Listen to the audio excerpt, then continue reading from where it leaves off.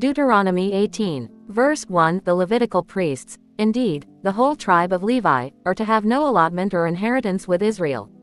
They shall live on the food offerings presented to the Lord, for that is their inheritance. 2. They shall have no inheritance among their fellow Israelites, the Lord is their inheritance, as he promised them. 3. This is the share due the priests from the people who sacrifice a bull or a sheep, the shoulder, the internal organs and the meat from the head. 4. You are to give them the first fruits of your grain, new wine and olive oil, and the first wool from the shearing of your sheep. 5. For the Lord your God has chosen them and their descendants out of all your tribes to stand and minister in the Lord's name always. 6. If a Levite moves from one of your towns anywhere in Israel where he is living, and comes in all earnestness to the place the Lord will choose. 7. He may minister in the name of the Lord his God like all his fellow Levites who serve there in the presence of the Lord. 8. He is to share equally in their benefits, even though he has received money from the sale of family possessions. 9. When you enter the land the Lord your God is giving you, do not learn to imitate the detestable ways of the nations there. 10. Let no one be found among you who sacrifices their son or daughter in the fire, who practices divination or sorcery, interprets omens, engages in witchcraft. 11. Or casts spells, or who is a medium or spiritist or who consults the dead. 12. Anyone who does these things is detestable to the Lord. Because of these same detestable practices the Lord your God will drive out those nations before you. 13. You must be blameless before the Lord your God. 14. The nations you will dispossess listen to those who practice sorcery or divination. But as for you, the Lord your God has not permitted you to do so. 15. The Lord your God will raise up for you a prophet like me from among you, from your fellow Israelites. You must listen to him. 16. For this is what you asked of the Lord your God at Horeb on the day of the assembly when you said, Let us not hear the voice of the Lord our God nor see this great fire any more, or we will die. 17. The Lord said to me, What they say is good. 18. I will raise up for them a prophet like you from among their fellow Israelites, and I will put my words in his mouth. He will tell them everything I command him. 19. I myself will call to account anyone who does not listen to my words that the prophet speaks in my name. 20. But a prophet who presumes to speak in my name anything I have not commanded, or a prophet who speaks in the name of other gods, is to be put to death. 21. You may say to yourselves, How can we know when a message has not been spoken by the Lord? 22. If what a prophet proclaims in the name of the Lord does not take place or come true, that is a message the Lord has not spoken. That prophet has spoken presumptuously, so do not be alarmed. Deuteronomy 19, verse 1. When the Lord your God has destroyed the nations whose land he is giving you, and when you have driven them out and settled in their towns and houses, 2. Then set aside for yourselves 3 cities in the land the Lord your God is giving you to possess. 3. Determine the distances involved and divide into 3 parts the land the Lord your God is giving you as an inheritance, so that a person who kills someone may flee for refuge to one of these cities. 4. This is the rule concerning anyone who kills a person and flees there for safety, anyone who kills a neighbor unintentionally, without malice aforethought. 5. For instance, a man may go into the forest with his neighbor to cut wood, and as he swings his axe to fell a tree, the head may fly off and hit his neighbor and kill him. That man may flee to one of these cities and save his life. 6. Otherwise, the avenger of blood might pursue him in a rage, overtake him if the distance is too great, and kill him even though he is not deserving of death, since he did it to his neighbor without malice aforethought. 7. This is why I command you to set aside for yourselves 3 cities. 8. If the Lord your God enlarges your territory, as he promised on oath to your ancestors, and gives you the whole land he promised them. 9. Because you carefully follow all these laws I command you today, to love the Lord your God and to walk always in obedience to him, then you are to set aside 3 more cities. 10. Do this so that innocent blood will not be shed in your land, which the Lord your God is giving you as your inheritance, and so that you will not be guilty of bloodshed. 11. But if out of hate someone lies in wait, assaults and kills a neighbor, and then flees to one of these cities, 12. The killer shall be sent for by the town elders, be brought back from the city, and be handed over to the avenger of blood to die. 13. Show no pity. You must purge from Israel the guilt of shedding innocent blood, so that it may go well with you. 14. Do not move your neighbor's boundary stone set up by your predecessors in the inheritance you receive in the land the Lord your God is giving you to possess. 15. One witness is not enough to convict anyone accused of any crime or offense they may have committed. A matter must be established by the testimony of 2 or 3 witnesses. 16. If a malicious witness takes the stand to accuse someone of a crime. 17. The 2 people involved in the dispute must stand in the presence of the Lord before the priests and the judges who were in office at the time. 18. The judges must make a thorough investigation, and if the witness proves to be a liar, giving false testimony against a fellow Israelite. 19. Then do to the false witness as that witness intended to do to the other party. You must purge the evil from among you. 20. The rest of the people will hear of this and be afraid, and never again will such an evil thing be done among you.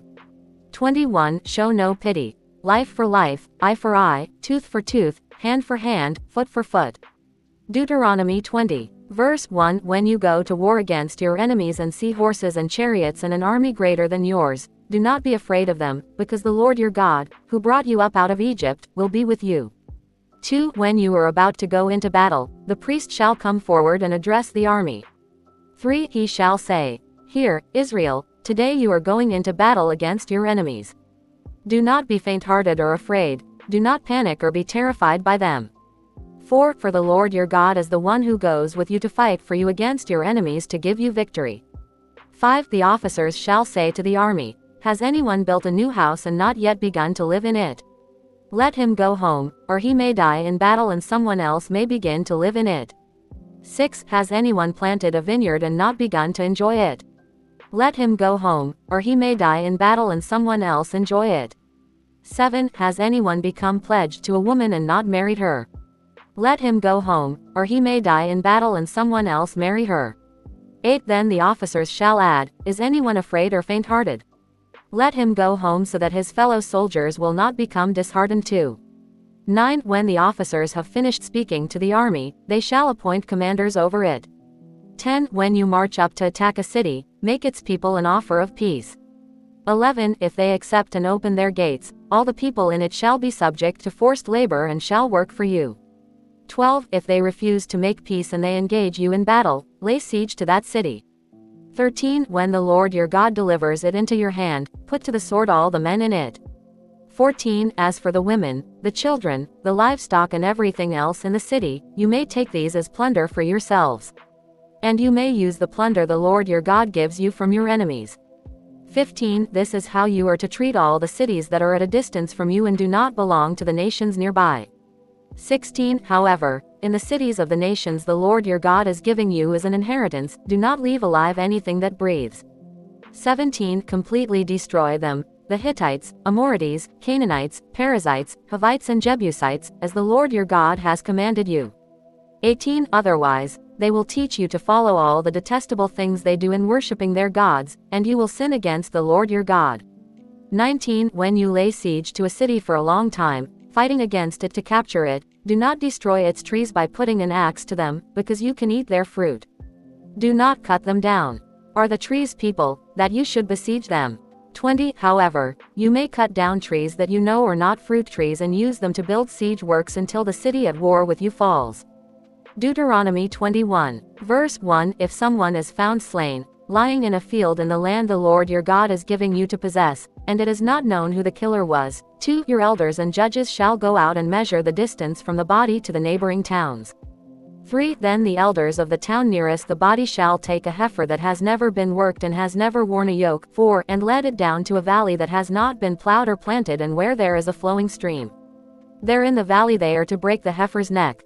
5. The Levitical priests shall step forward, for the Lord your God has chosen them to minister and to pronounce blessings in the name of the Lord and to decide all cases of dispute and assault.